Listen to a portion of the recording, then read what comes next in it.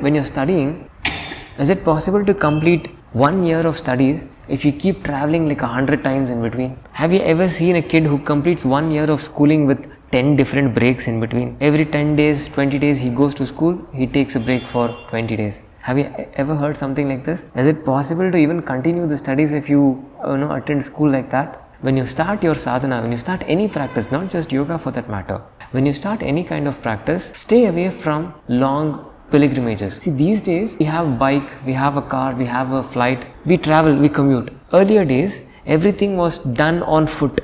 For a sadhaka who's doing his sadhana, if he keeps traveling like this, he can't get ahead in the sadhana. You've now started, you've now set a target. Okay, in the next 120 days or the next 200 days, I'm going to achieve perfection in the practice of headstand. Consistently you have to practice for the next 200 days. It doesn't matter how tired the body and the mind is. Then on the 200th day, you reach over there. You make this resolve, say, okay, I'm going to practice for 200 days. After 2 days, if you stop, is it possible? You start your practice. 1 month you come, I want to travel. 2 months 10 days you travel, 15 days you travel, and then you take a break for 1 month, gone. I'm not telling you to lead a boring life. I'm telling you, when you start to pursue something, finish it to whatever extent you have planned. Sacrifices, don't bring up the word sacrifice at all. This is not about sacrifice. This is about reaching perfection. When you reach perfection, sacrifice happens by default. You don't have to think, okay, I'm doing a lot of sacrifice. No. And this is not just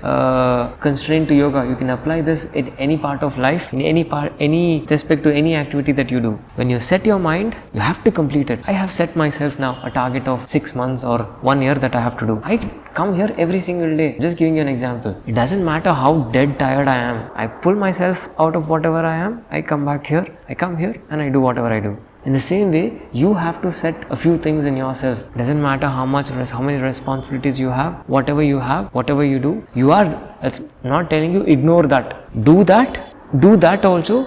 But if you have made up your mind and if you have committed to this, pursue that and this, then see how ruthlessly disciplined you'll become. Every 20 minutes of my day is now scheduled.